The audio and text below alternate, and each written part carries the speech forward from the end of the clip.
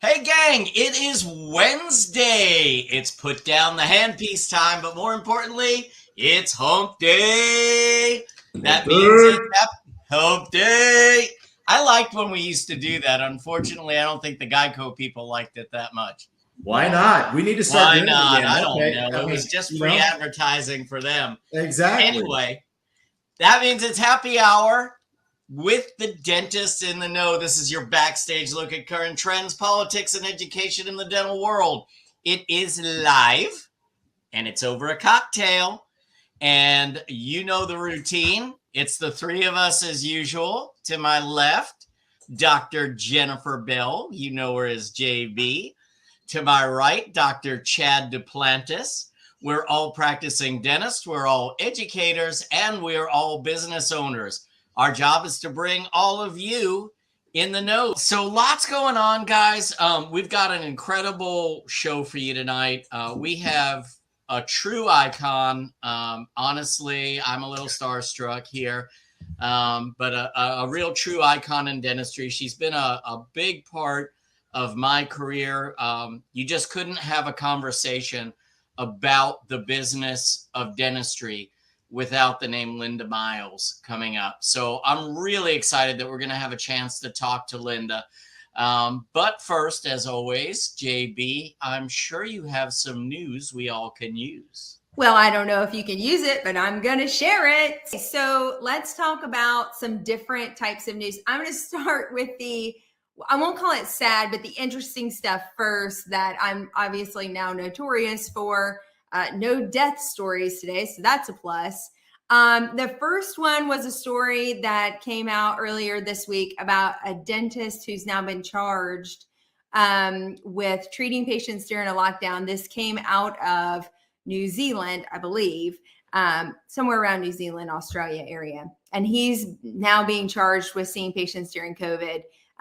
He states that he was seeing them under emergency situations where teeth were being removed and implants were being placed. They've been under lockdown for an extremely long period of time. So I think it'll be interesting to watch how this case unfolds. And we see, U.S. really pushed hard for dentists to become essential business pretty quickly. So in most states, that lockdown period was pretty short. And even during that period, a good number of us were still seeing emergency care. But in this particular scenario, I think the lockdown was much longer and the restrictions were much tighter. So it'll be interesting to see what the public health interest piece of this will come out, even though he may have been in violation of some protocols or recommendations during that time. And if it's anything like the US, a good number of them were not actual laws. They were just recommendations and best advice or best business practices at the time. So we'll watch this case, kind of see how it comes out, because it'll be an interesting benchmark, I think, for future cases on how we treat public health issues during major crisis. The other interesting story that came out this week was a woman out of Colorado who has been posing as a hygienist, quote, for years, about 5 to 6 years, has worked in 10 or so different offices. And so, she was coming in with documentation to verify that she was a hygienist. So all I'm bringing this story up is to remind us about background checks and doing your reference checks and, normal routine business practices to make sure the folks we're bringing in our office are credentialed and are who they say they are. Because this lady had convincingly worked in numerous offices over a 6-year period operating as a dental hygienist.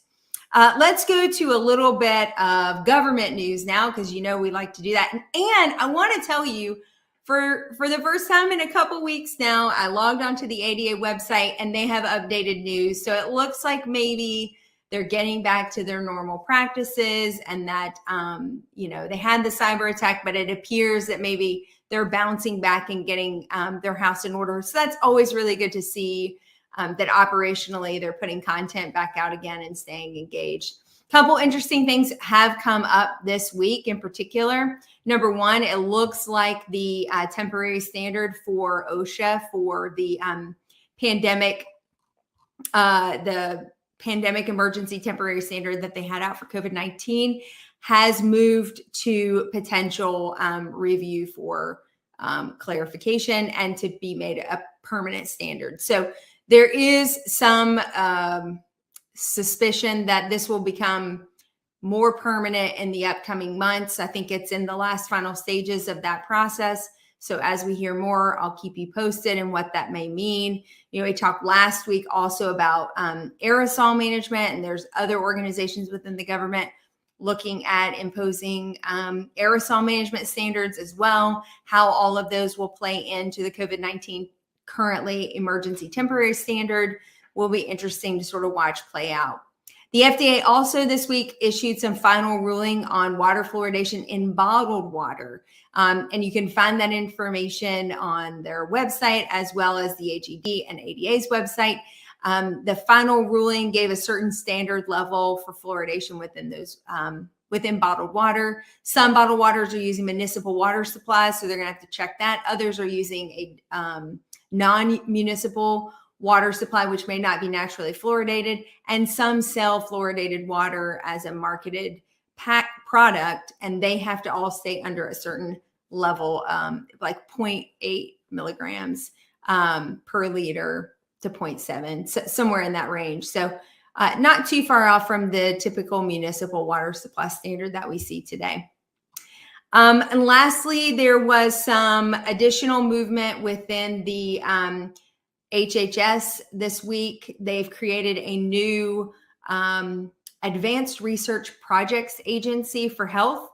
And within that area, we're going to see new projects coming out for research within health areas within the US. In particular, that one of the heavy focuses right now is on smoking and e-cigarette management, because I don't think they quite have their arms wrapped around the impact and effects of e-cigarettes and how to educate the public and public health standards for regulating e-cigarettes. Guys, I think that is the news. She may have left right after that comment. I don't know. Please check in the green room to make sure Linda's still with us. She's still there. We haven't run her off yet. Oh, thank goodness. Well, just like Jeff said, I'm a bit starstruck myself. And when Alan Stern made the introduction a couple of months ago, and then I had the absolute luck and fortune of chatting with her on the phone. You know how you said when you listen to music, Jeff, it just really brightens you up. And well, after that conversation that I had with her, I was in the best mood for the rest of the day. I was like, this is a woman I absolutely cannot wait to spend time with.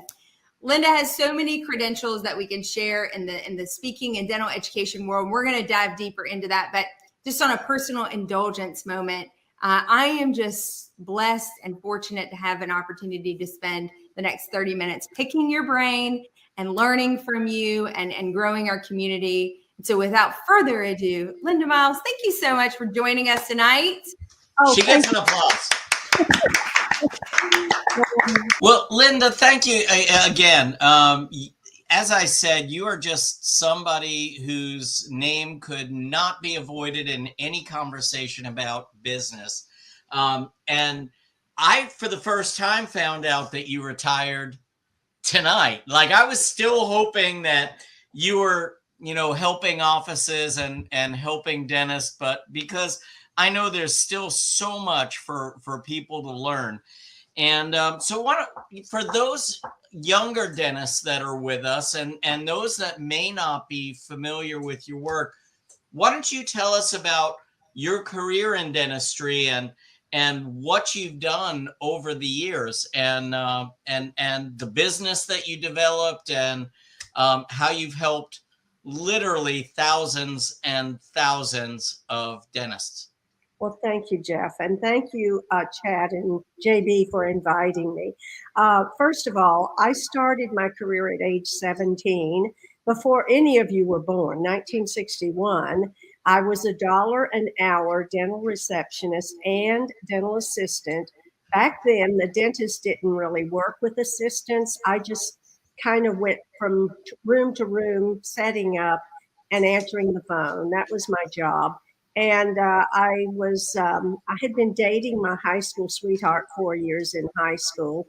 And, in Southern West Virginia, if you don't grab a guy in the 9th grade, you're going to the prom stag. So there were lots more girls than boys. So that was my start in dentistry. And I was honest and upfront. I told the doctor I would probably not be there very long. He said, just get me through the summer. And I appreciate your honesty. So I was only there 4 months, but it was an amazing transformation. I knew I wanted to go into business, and I knew there was no money for college education because I was the third of 4 children, and there just wasn't a lot of money. But I didn't really like academics. I didn't like studying. I wanted to set the world on fire, and I didn't know how, but I was going to. So that was my first step in dentistry. Then my last actual active job in dentistry, I was an endodontic assistant for 2 years in Miami and 2 years in Richmond, Virginia. And a new dentist was opening his practice, and he was looking for someone to be his one and only employee because he was a startup. And I was about 33 at the time. And he said, you can pick the job you like when we hire the second person in a few months. And I said, well, I can do both, but I love watching the dentist do the dentistry. Well, because I was an endo assistant, I cone cut every x-ray, every bite wing. So he said I had the personality to run his practice. And I looked at this young doctor and said, well, doctor, I think it takes more than personality to run this dental practice, but you'll teach me the business side. He looked at me and he said, they don't teach this in dental school. I haven't a clue. And I said, well, one of us better leave this office and start going to some conferences and learn how this is done. So back in the 70s, I started going to 4 dental conferences every year with my dental assistant friends. And that was Hinman, the DC meeting, the Virginia State meeting, and usually North Carolina. It was in Myrtle Beach. So I had to really develop little rinky-dink systems because there were no computers back then.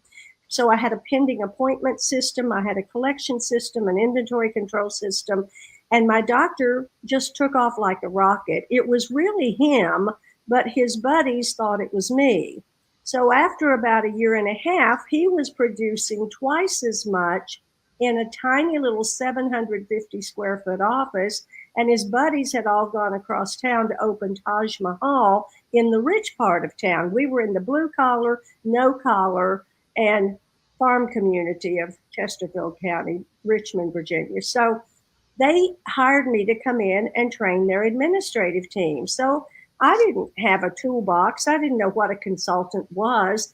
I had a legal pad, I had a pen, and an adding machine that I carried in my little bag.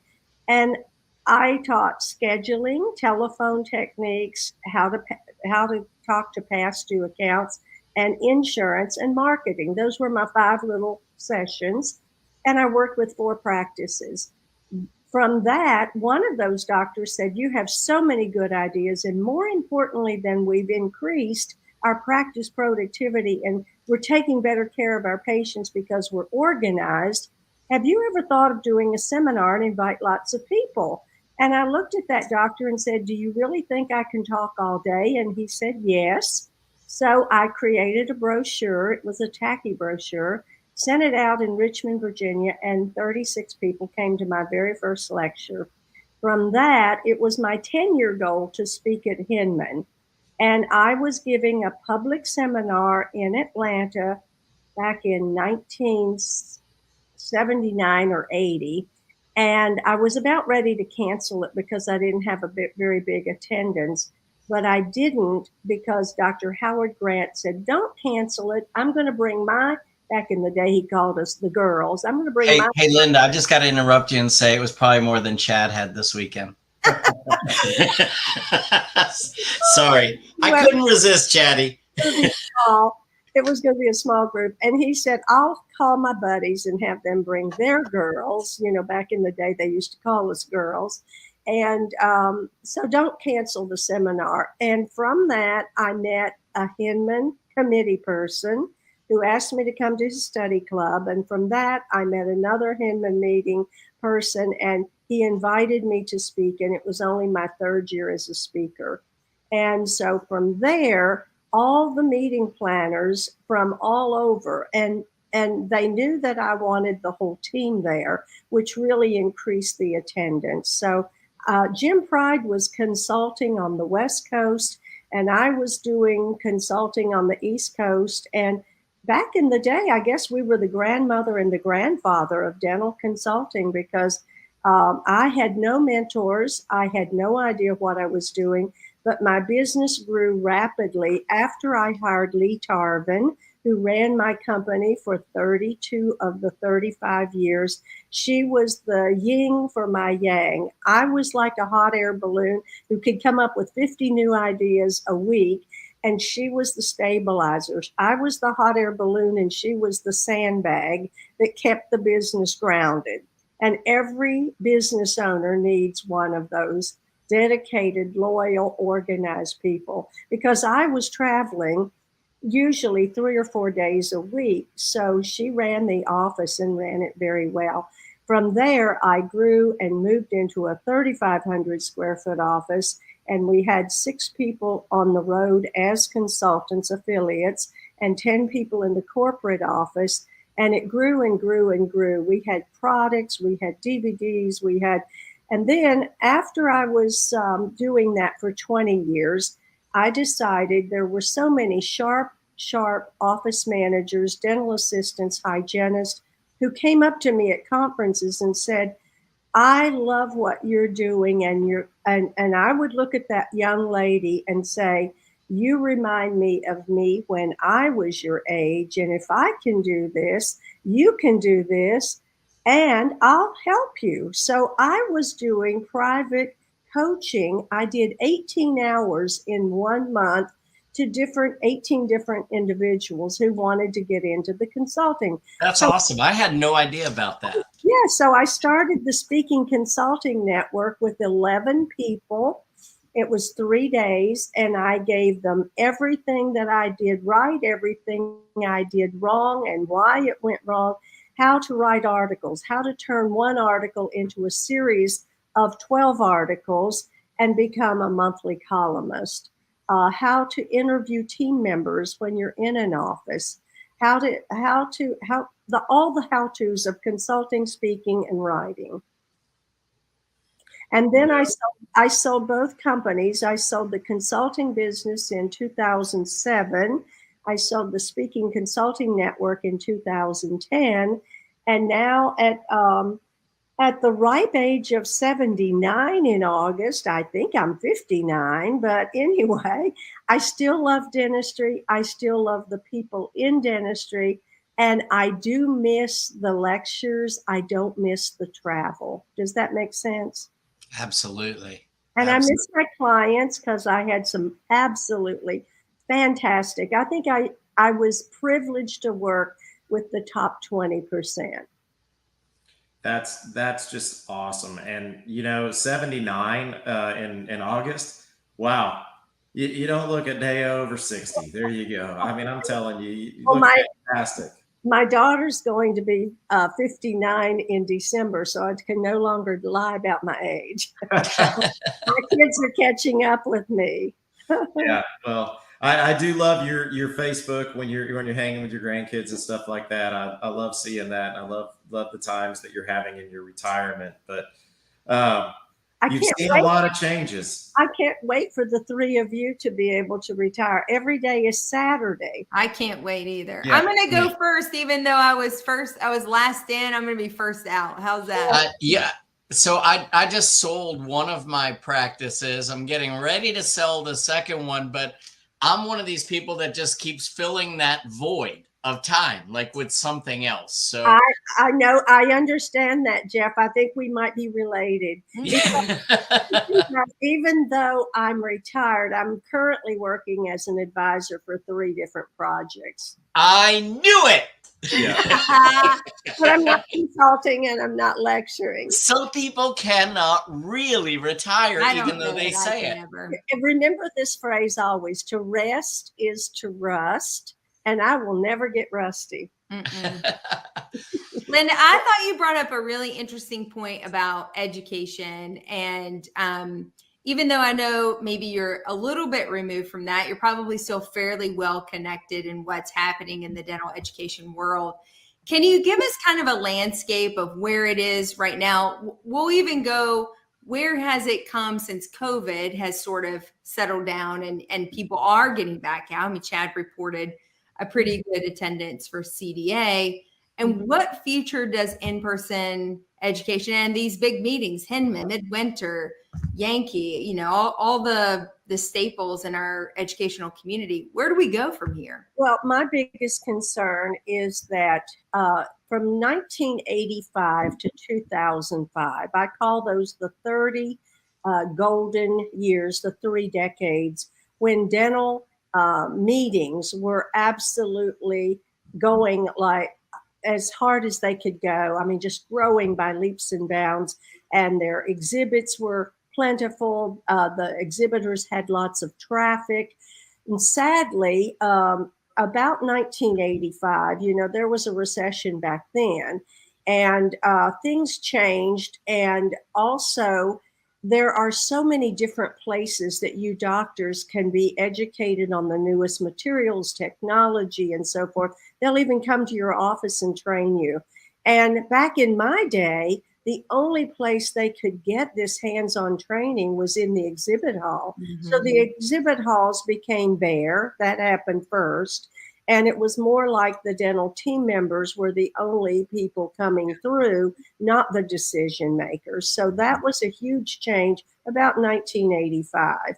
And then my biggest concern now is that younger dentists, those that have graduated in the last 5 to 10 years, are not as interested in joining the ADA, the AGD, the different, there must be 100 different dental groups that they could be part of. And as you said, Jeff, you get your batteries charged when you are around like-minded people at these conferences. So the saddest part for me is, how do we get these younger dentists to realize the socializing with their colleagues, the learning in a live, you know, online is okay, but there's nothing like in person. I mean, I love Michael Bublé, and I've been to see him in concert 3 or 4 times, and I still buy or listen to him on Pandora, but it's not the same as being there.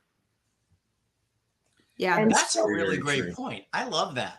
yeah. And Listening to Rush is one thing. Being at Rush is a different experience altogether. Absolutely. It's live, and it's like you feel like you saw them, you know them. And then there's the socializing in with your colleagues in a non-working environment after the meeting, going to dinner. You learn so much at those dinner tables. You can talk to people in an elevator and learn something in 4 minutes. That's what we say we are. We're the happy hour after the course is over. You know, and like sharing and community, and like it's raw and real, and we're pretty open about the good, the bad, the ugly, you know, that's happening on a daily basis. And then we get the even more fortunate situation. We're in this booth together, and then all of a sudden this brilliant mind of a guest shows up and sheds even more light. It's such a unique space in which we can be in community with each other for a short period of time, but it still doesn't replace when the 3 of us are all together and what happens during that time. So that's right.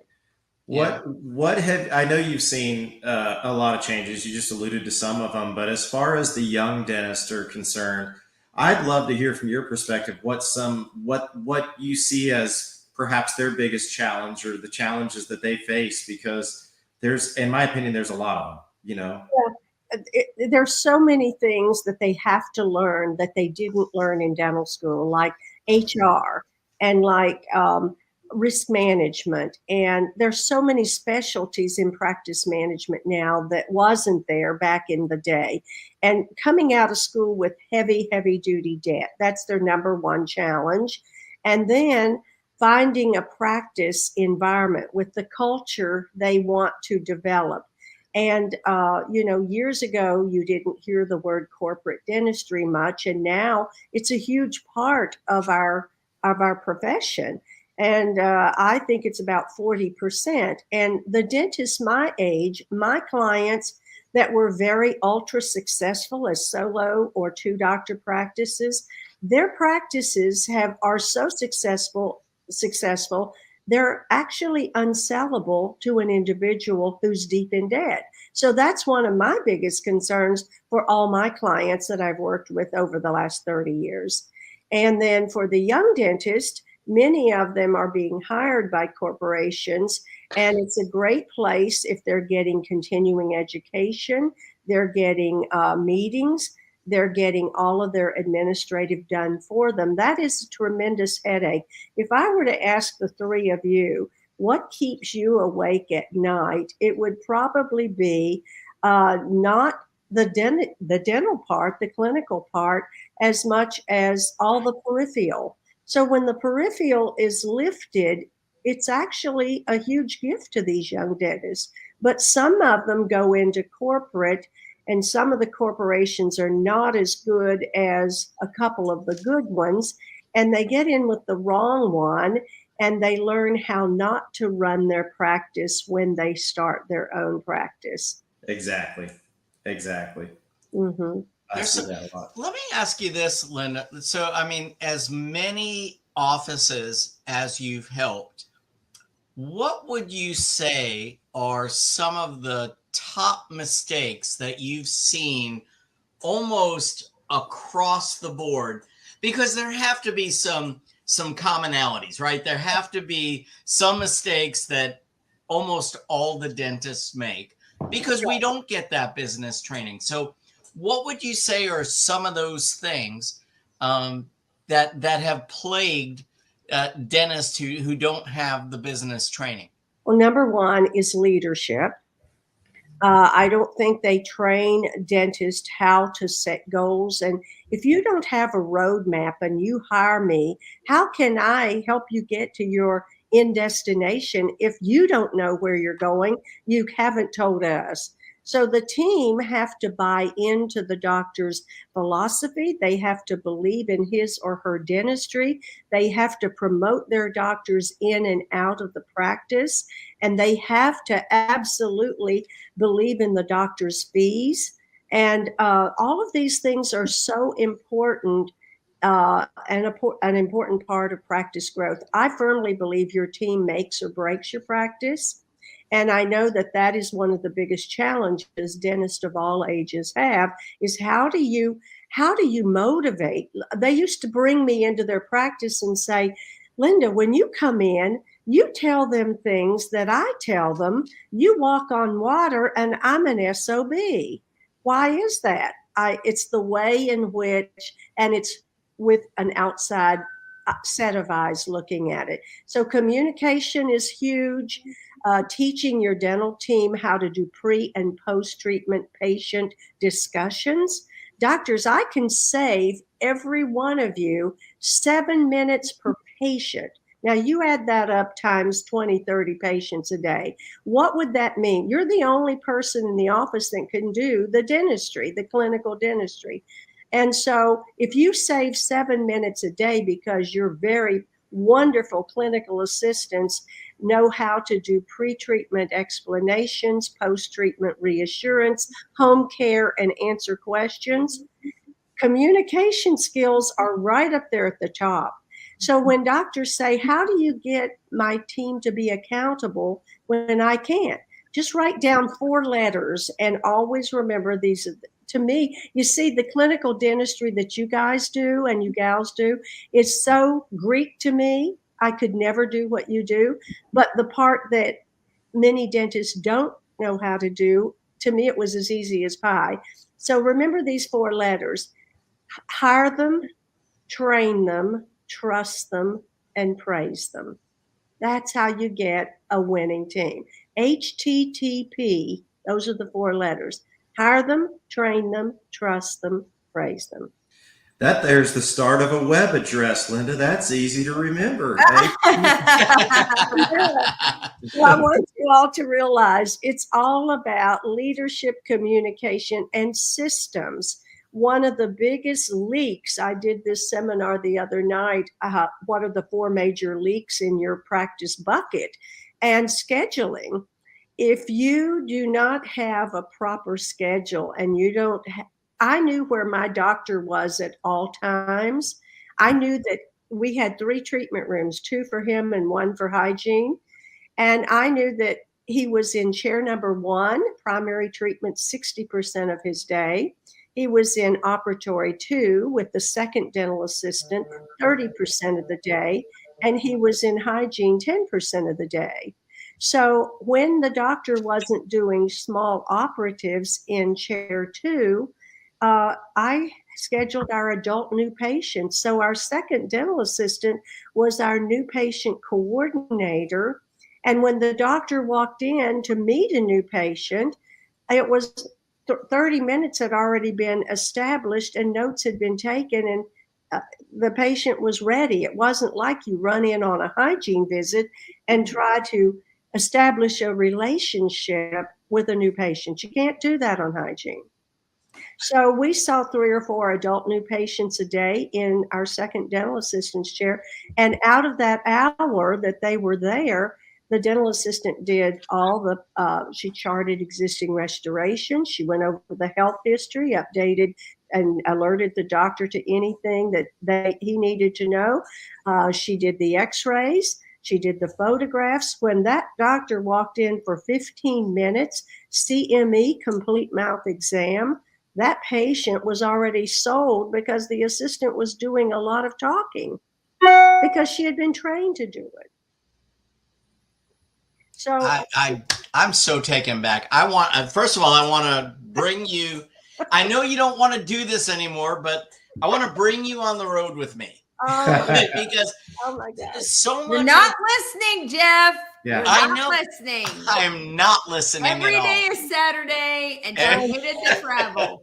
But we're lecturing on Saturday. Oh, no, That's no, because no, you're no, not no. retired. But anyway, so let me give you, may I give you like an overview? I think one of the things people loved most in my seminars was letting them know what's happening in another office that's the truth. But if it happened in Mississippi, I'd say in Seattle. You know, I'd always change the location so that to protect the guilty. So I was invited into a wonderful practice, husband and wife dental practice with a full-time associate doctor. And they were all 3 great, great people, great doctors, beautiful facility. But the number one issue was they had 3 major issues. I'll tell you the problem, the recommendation, and the result. So the first problem was they had 3 administrative team members. They had 1 poor lady checking in and checking out for 3 hygienists and 3 doctors. She looked like Lucille Ball in the Chocolate Factory. Take care of the patients. Yeah. We had the lady in the back behind a glass wall, and she was called the insurance coordinator. So every now and then she would stand up like this to look out to see how busy the poor woman at the desk was. I called her the turtle because she was like a turtle coming out of her shell. And then we had this really lovely young lady with a headset on looking out into the parking lot, and her job was reactivating floating recalls. I said, oh my gosh, we need frontline people. We need all 3 of you up front, and each of you will have a half a day a week to go in the back room and do whatever needs to be done back there. But we need patient care. So we had a check-in, we had a check-in out. We had 2 people checking out and 1 person greeting. So it worked beautifully well. And the second big problem there is the female doctor realized that the 3 hygienists didn't like to be kept waiting for a patient check. And the two male doctors were smart enough to know that if they waited long enough, the female doctor would go check because the patient was waiting and the hygienists were getting irritated.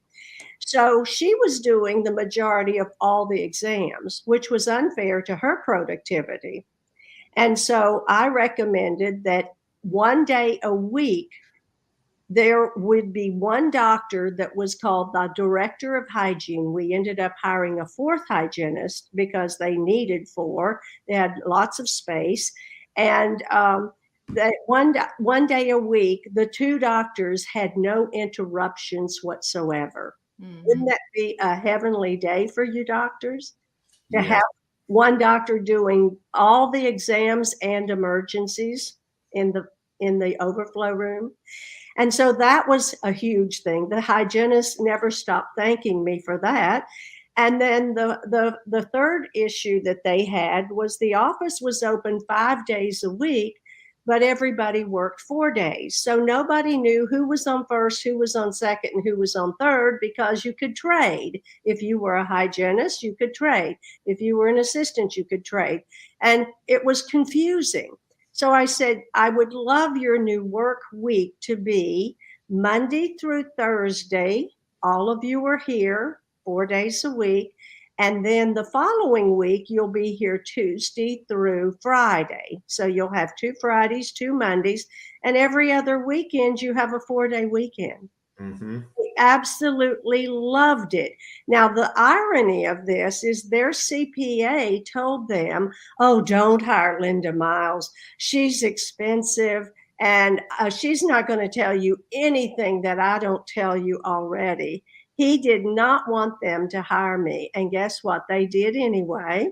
I think my fee was $28,000 for the 12 months, and that included 1 hour coaching calls monthly. They went up almost $480,000 the first 12 months, almost $500,000. Would you trade 28,000 to do $500,000? You Any know, day of the Linda, week. one of the things that our friend Paul Goodman over at Dental Nachos, he has this saying that dentists are a special kind of cheap. So they will literally sometimes, trip over a $50 bill to pick up a nickel. They right? spend over dollars to pick up dimes. Yeah, exactly. Yes. I know. So- Here's my rendition of the same thing.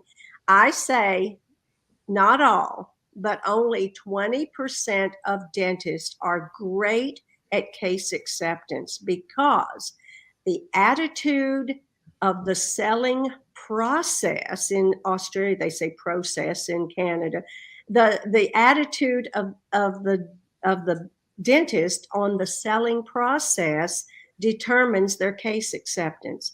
So if you are a great customer when you go to buy something, I can assure you your case acceptance doubles. But if you are a tire kicker and you give sales reps a hard time and you take delight in avoiding them and throwing them out of your office, your case acceptance is half what it will be.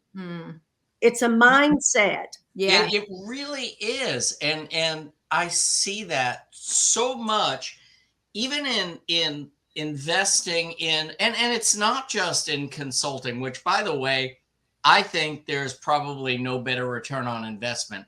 Let's say that the practice only went up the 20, like there's no such thing as a practice that isn't going to go up at least what you've charged them, right?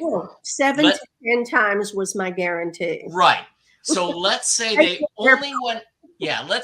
only went up as much as you charge them, but their office runs more smoothly. Mhm. There's less Right. stress. Your team is happier. You're happier. I just don't see how people don't get that. I can't tell you how much of a great investment having an on-site consultant is. And sadly, a lot of dentists think they can't afford it, as you said, Jeff, and yet it's the greatest relief of stress. And I've been in over 800 practices over the years. I've never seen two that I recommended the exact same thing. There's basic Ooh, there's basics. Was that Peaches? That was Peach. He has a pet No, thing. that's Marilyn. Sure, a dog had come into my condo. I wasn't. No, I'm sorry. She never barks, so something had to happen. Oh, she saw something. But anyway, what were we saying? Well, I want to ask you about, so I've had consultants before, and so I want to clarify something in the consulting world. There's consultants that are very financially driven, like they're bringing all the metrics in and they're trying to manage every dollar that's kind of moving around in the practice. And then there's consultants like yourself that are obviously looking at the financial, but it's a personnel and operations and systems overhaul. Can you talk about the two? Like if I'm a young dentist or a general dentist and I'm thinking I need help and I don't know what kind of consultant I need, can you speak a little bit to how you find the right match? Well, when I was consulting, there were no analytical systems, no metric systems. They've come on the market probably in the last, well, maybe they were around, but back in the day, we had a client monitor, and every month they filled that out from their software. It was simple, A, B, C, D, 12 different things. And I like the metrics, the analytics. I love all of them.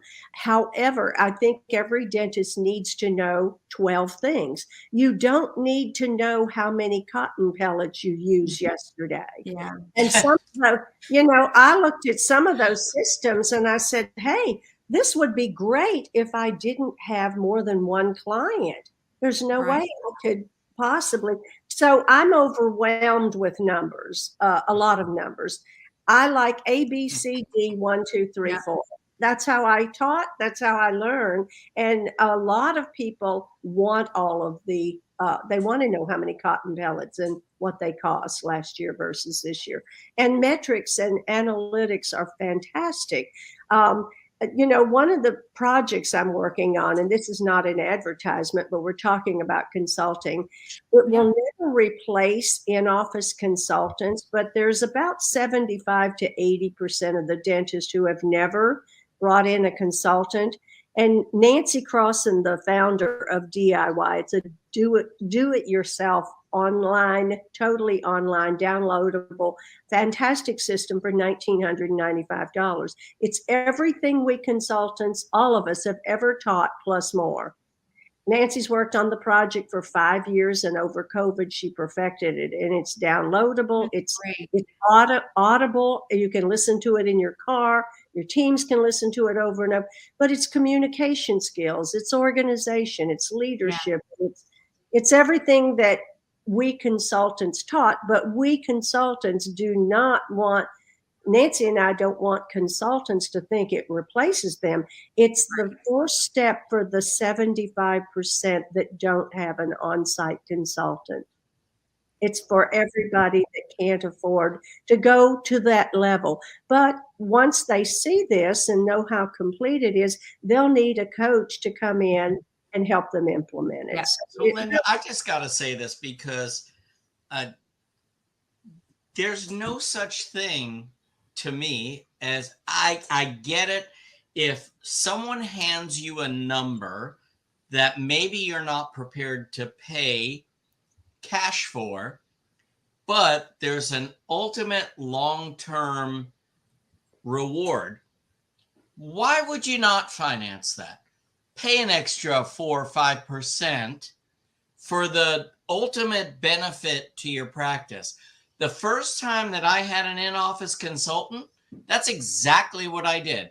I financed it. I didn't have. You're a very smart. I didn't have $30,000.